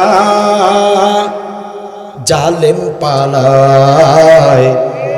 আলেমরা তো পালায় না, জালেম পালায়। আমার দেশের জনগণ 5 আগস্টে হয়ে গেল জালিমের পতন। আমার দেশের জনগণ 5 আগস্টে হয়ে গেল জালিমের পতন। ওরা ছাত্র মেরে চেয়েছিল থাকতে ক্ষমতায়, ওরা আলেম মেরে চেয়েছিল থাকতে ক্ষমতায়, থাকিতে পারে নাই। আলেমরা পালায় না, জালেম পালায়। আলেমরা তো পালায় না, জালেম পালায়। ঠিক কিনা বলেন? সময় ছিল 45 মিনিট, গণভবন না ছাড়িলে হইতো রে ফিনিশ। সময় মাত্র 45 মিনিট, গণভবন না ছাড়িলে হইতো রে ফিনিশ। ইঁদুরের গর্ত নাই, পালাবে কোথায়? সাইদ হুজুর বলছিলেন না, সময় আসবে এমন ইঁদুরের গর্ত খুঁজে পাবা না। ঠিক কিনা বলেন? ইঁদুরের গর্ত নাই, পালাবে কোথায়? তাহি দিল্লি চইলা যায়। আলেমরা পালায় না, জালেম পালায়। আলেমরা তো পালায় না, জালেম পালায়। ঠিক কিনা বলেন? এত নির্যাতন হলো, কোন আলেম পাকিস্তানে গেছে বলে? তাহলে বোঝা গেল আলেমরা পাকিস্তানি দালাল নয়। আরো বোঝা হয়ে গেল তোমরাই হিন্দুস্তানি দালাল, তোমরাই হিন্দুস্তানি রাজাকার। ঠিক কিনা বলেন? আল্লামা সাঈদী ভারতের বিরুদ্ধে সবচেয়ে বেশি কথা বলেছিলেন। গোটা পৃথিবীতে একজন মানুষ সবচেয়ে ভারতের বিরুদ্ধে কথা বলেছেন, ভারতের মুখোশ উন্মোচন করেছেন, ভারতকে ল্যাংটা করে ছেড়েছেন, তিনি আর কেউ নয়, আল্লামা। এই কারণে ভারত সরকার শুরুতেই তাকে ফাঁসিতে ঝুলাতে চেয়েছিল, কিন্তু অনেক কিছু অ্যাপ্লাই করে দেখেছে, কাজ হবে না। একবার তো ফাঁসিরা দিয়েই ফেললো। আমাদের তরুণ টকবগে 200 জন ইসলাম প্রেমিকরা জীবন দিয়ে দিল। কথা বলেন না কেন? বাধ্য হলো। কি বাধ্য হলো? ফাঁসির রায় স্থগিত। আমৃত্যু কারাদণ্ড দিল। কথা বলেন না কেন? ভারত সরকারের টার্গেট ছিল সবচেয়ে বড় শত্রু আল্লামা সাঈদী, তাকে শেষ করে দিবে। এরপরে তখন পারলো না, পরে বলল সময় বুঝে ঠান্ডা মাথায় তাকে শেষ করতে হবে। ঠিক তাই করলো। কথা কি বোঝা যায়? ভারতের সবচেয়ে বড় ভয় হলো জনপ্রিয় আলেম, এটা সবসময় মনে রাখবেন। এখন বর্তমান সময়ে ভারতের সবচেয়ে বড় শত্রু ডক্টর মিজানুর রহমান আজহারি। জনপ্রিয় আলেমদেরকে তারা খুব ভয় করে। সম্মানিত ভাইয়ের আমার, সুতরাং দিন কায়েমের আন্দোলন করতে হবে। তাতে যদি মৃত্যু হয় হবে, তাতে যদি জেল জরিমানা হয় হবে। জীবন তো একটাই, সেই জীবনটা আল্লাহর পথে দেওয়ার মতো, আল্লাহর পথে বিসর্জন করে দেওয়ার চেয়ে বড় সফলতা আর কিছু হতে পারে না। ঠিক কিনা বলেন? প্রিয় ভাইয়ের আমার, বেশি সময় ধরে আপনাদেরকে কষ্ট দিব না, একটা হাদিস বলে আলোচনা শেষ করব।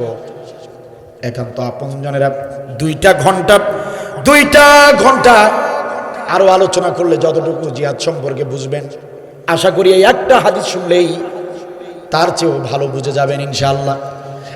10 থেকে 15টা মিনিট সময় আমাকে দেন, কোনো নড়াচড়া হবে না, কোনো ধরনের কথা হবে না। প্রিয় ভাইরা আমার দিকে তাকান।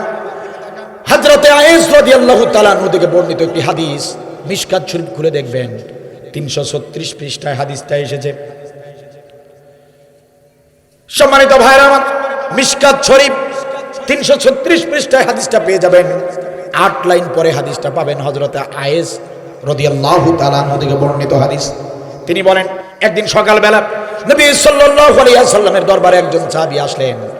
এসে বললেন, ইয়া রাসূলুল্লাহ, ইয়া হাবিবাল্লাহ, ওই যে মরুভূমির উপরে ছোট্ট একটি গ্রাম রয়েছে, অনেক দূরের গ্রাম, অনেক দূরের একটি এলাকা, সেই গ্রামের একজন সাহাবী আপনার গত রাতে ইন্তেকাল করেছেন। নবী সাহাবীর ইন্তেকালের খবর শুনে বড় মর্মাহত হলেন। নবী সাল্লাল্লাহু আলাইহি ওয়াসাল্লাম আবু বকরকে ডাকলেন, ওমরকে ডাকলেন, হযরতে আলীকে ডাকলেন, ওসমানকে ডাকলেন। ওরে আবু বকর, ওমর, ওসমান, কোথায় তোমরা? চলো মরুভূমি পাড়ি দিয়ে ছোট্ট একটি গ্রামে যেতে হবে। আমার ওই গ্রামের একজন সাহাবী গত রাতে ইন্তেকাল করেছে।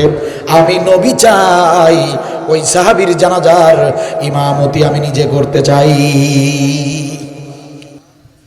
নবী সাল্লাল্লাহু আলাইহি ওয়াসাল্লামের একটা স্বভাব ছিল, একটা গুণ ছিল এরকম, যখনই কোনো মুসলমান মারা যেতেন, যখনই কোনো সাহাবী মারা যেতেন, বিশ্ব নবী সাল্লাল্লাহু আলাইহি ওয়াসাল্লাম তিনি সেই সাহাবীর, সেই মুসলমানের জানাজার ইমামতি করার চেষ্টা করতেন।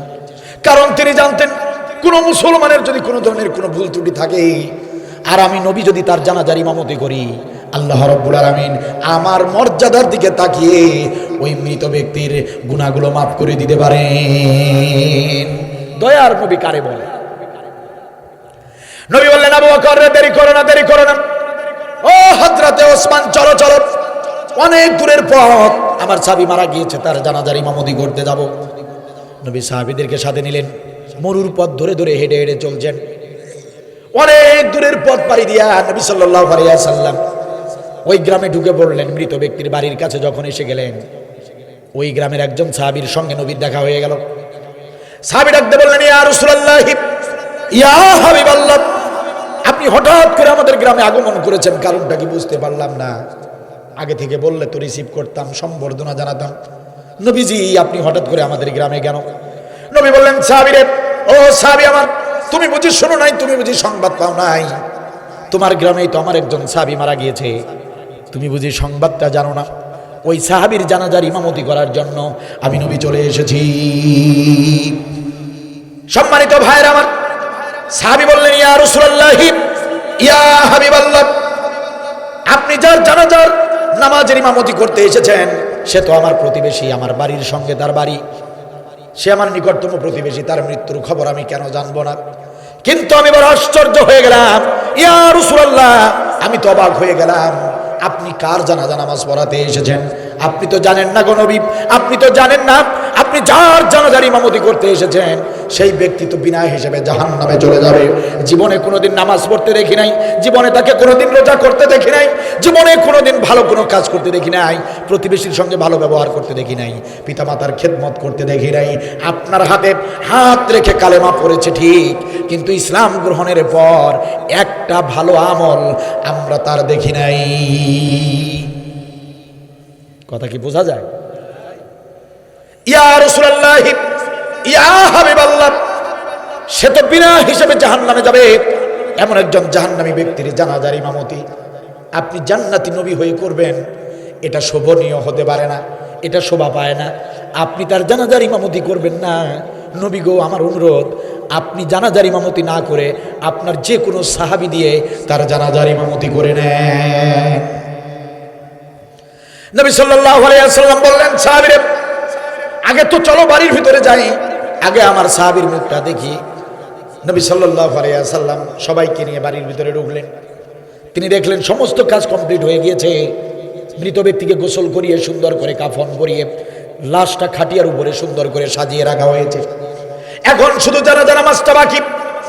কিছুক্ষণের ভিতরেই নবী সাল্লাল্লাহু আলাইহি ওয়াসাল্লাম দেখতে পারলেন ওই এলাকার সমস্ত মুসলমানরা ওর জানাজা নামাজ অংশগ্রহণ করার জন্য জড়ো হয়ে গিয়েছে। মুসলমানরা সবাই তার বাড়িতে চলে এসেছে জানাজা নামাজ পড়ার জন্য। নবী দেখলেন বেশ কয়েকজন সাহাবী এসে পড়েছে।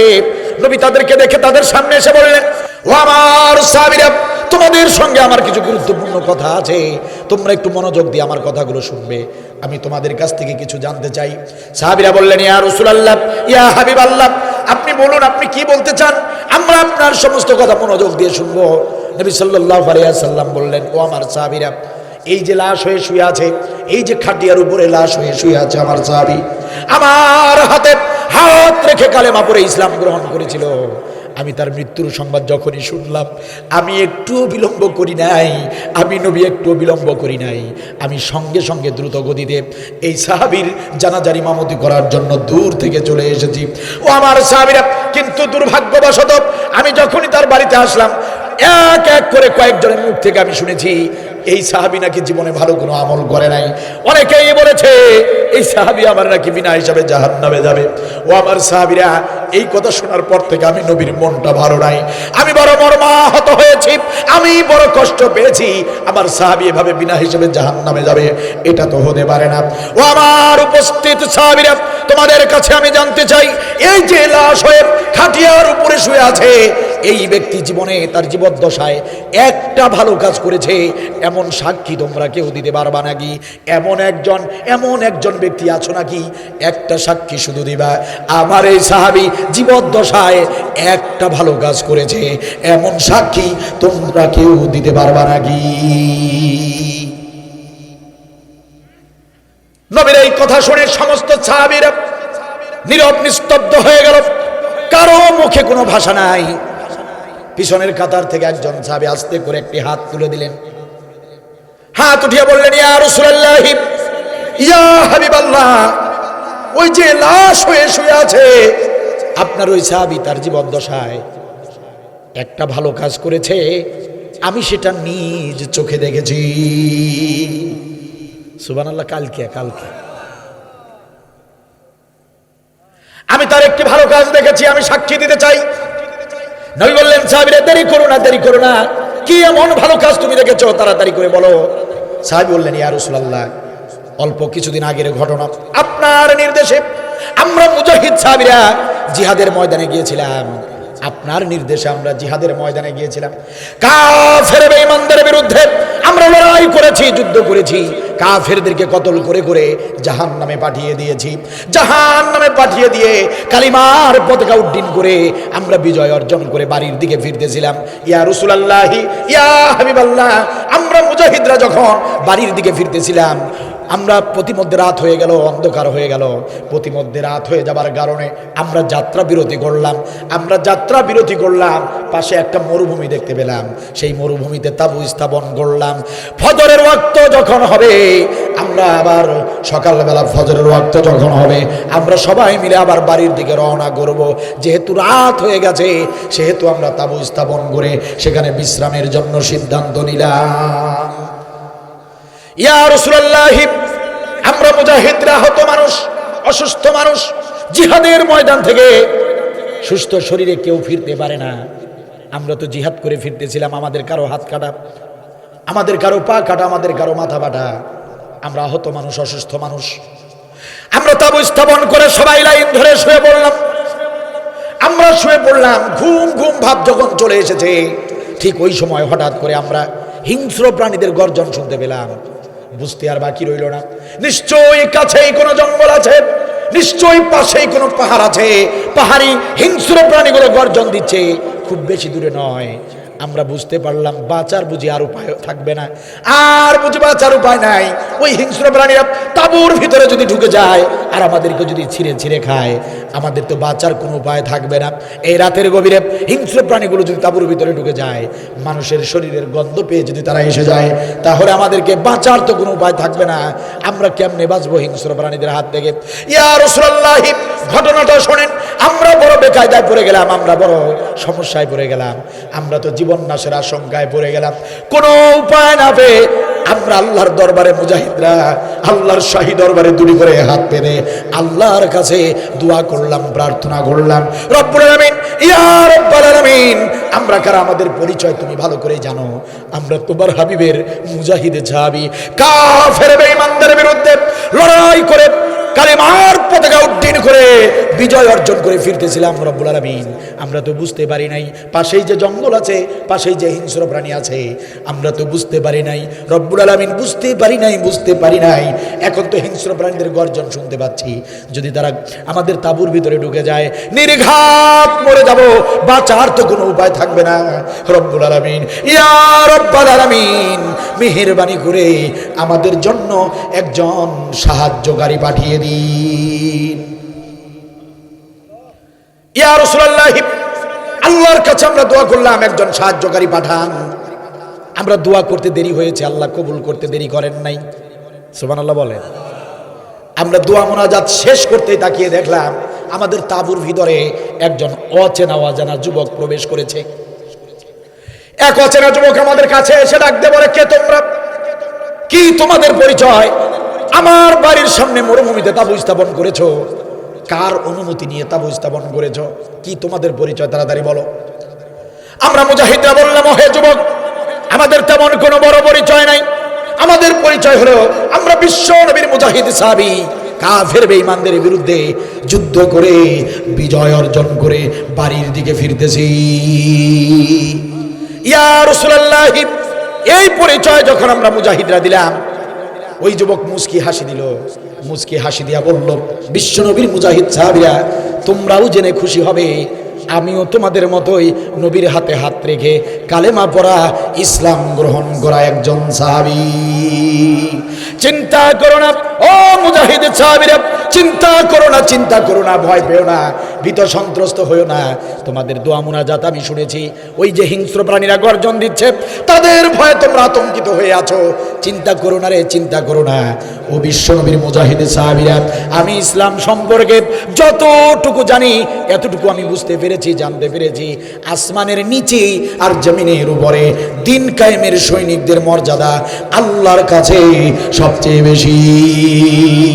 তোমরা সেই দিন কায়েমের লক্ষ্যে জিহাদের ময়দানে গিয়েছে, তোমাদের সম্মান মর্যাদা আল্লাহর কাছে বেশি, এটা আমি ভালো করে জানি।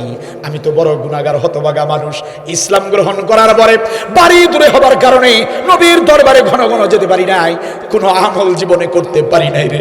ওরে মুজাহিদ সাহাবীরা, জীবনে আবার কোনো ভালো আমল নাই। আজকে একটা ভালো কাজ করার সুযোগ পেয়ে গেছি, আজকে এই সুযোগটা আমি হাতছাড়া করব না। ও মুজাহিদ সাহাবীরা, চিন্তা করো না, সারাটা রাত তোমরা নাক ডেকে ঘুমাবে, আমি সারা রাত ধরে তোমাদেরকে পাহারা দিব। ইয়া রাসূলুল্লাহ, ইয়া হাবিবাল্লাহ, ওই যুবক, আপনার ওই সাহাবী আমাদেরকে জোর করে শোয়া দিলেন। আমরা সবাই শুয়ে পড়লাম, হাতে একটা লাঠি নিয়ে ওই যুবক তাঁবুর চারপাশে ঘুরতে লাগলো, পাহারা দেওয়া শুরু করে দিল। আমরা শুয়ে শুয়ে শুনতে থাকলাম।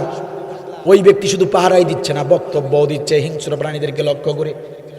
যুবক পাহারা দিচ্ছিল আর বলতেছিল, হিংস্র প্রাণীরা, ও জঙ্গলের হিংস্র প্রাণীরা, খবরদার খবরদার গর্জন দিবি না, গর্জন দিবি না। তোরা তো জানিস না কারা এসেছে আমাদের গ্রামে, মরুভূমিতে কারা তাবু স্থাপন করেছে, তোরা তো পরিচয় জানিস না রে হিংস্র প্রাণীরা। এনারা সাধারণ কোনো মানুষ নয়। ও হিংস্র প্রাণীরা, বিশ্ব নবীর মুজাহিদ সাহাবীরা এসেছে দিন কায়েমের আন্দোলনে, কাফের বেঈমানদের সঙ্গে যুদ্ধ করে কালেমার পতাকা উড্ডীন করে বিজয় অর্জন করে ফিরেছে। আসমানের নিচে আর জমিনের উপরে আল্লাহর কাছে এদের সম্মান মর্যাদা সবচেয়ে বেশি। ওরে হিংস্র প্রাণীরা, খবরদার খবরদার তাদের ঘুমের ভিতরে বিরক্ত করবি না। যদি খুব বেশি খিদে লেগে যায় তবে চলে আয়, আমার গোশত মাংসগুলো খেয়ে যায়, কিন্তু খবরদার খবরদার বিশ্বনবীর দিন কায়েমের সৈনিকদের ঘুমের ভিতরে বিরক্ত করবি না। ইয়া রাসূলুল্লাহ, আমরা শুয়ে শুয়ে তার বক্তব্য শুনলাম।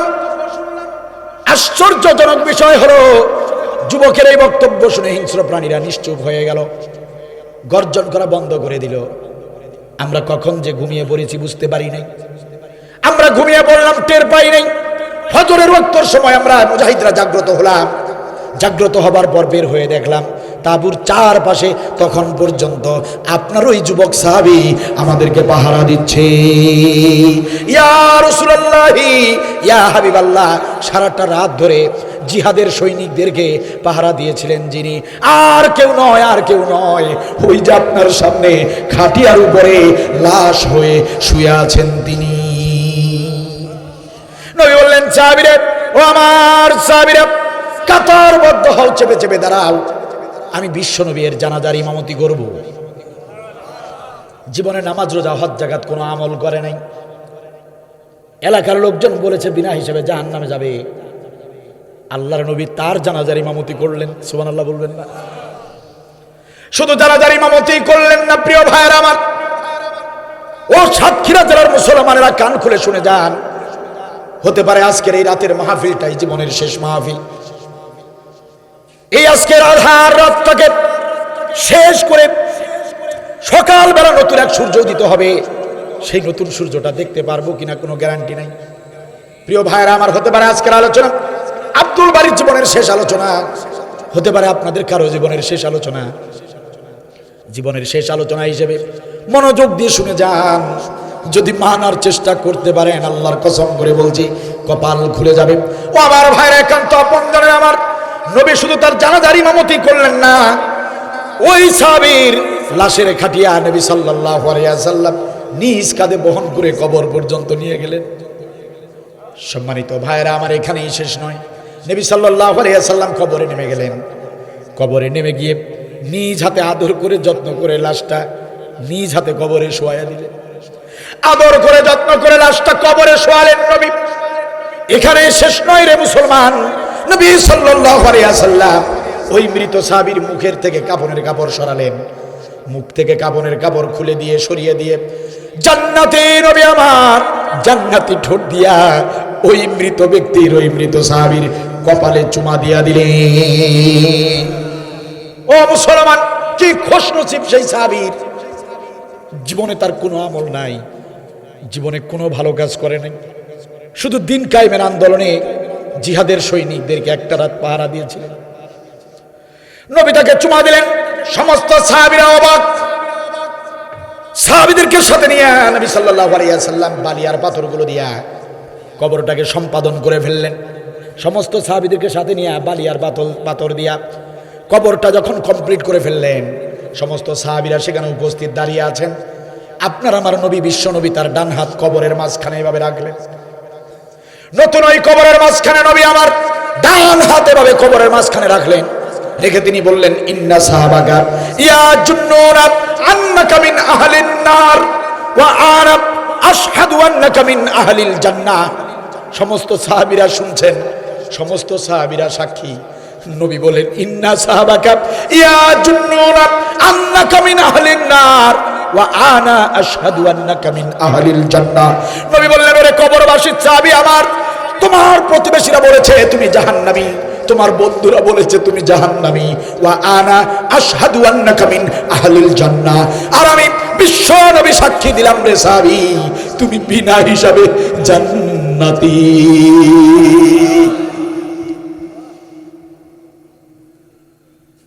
দিন কায়েমের সৈনিকদেরকে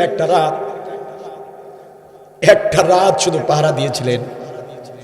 ওই রাতে আল্লাহ তাআলা তার উপর এতটা খুশি হয়ে গেলেন, মুজাহিদদেরকে, দিন কায়েমের সৈনিকদেরকে এই উপকার করার কারণে আল্লাহ তাআলার আরশে আজিম খুশি হয়ে গেল। তামাম জিন্দেগীর গুনাহ আল্লাহ মাফ করে দিলেন। নবীর মাধ্যমে জানিয়ে দিলেন এই ব্যক্তি জাহান্নামে যাবে না।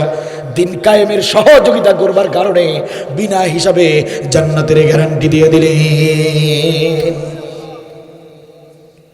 নামাজ, রোজা, হজ, যাকাত অবশ্যই গুরুত্বপূর্ণ আমল। সব আমলে আমাদেরকে করতে হবে।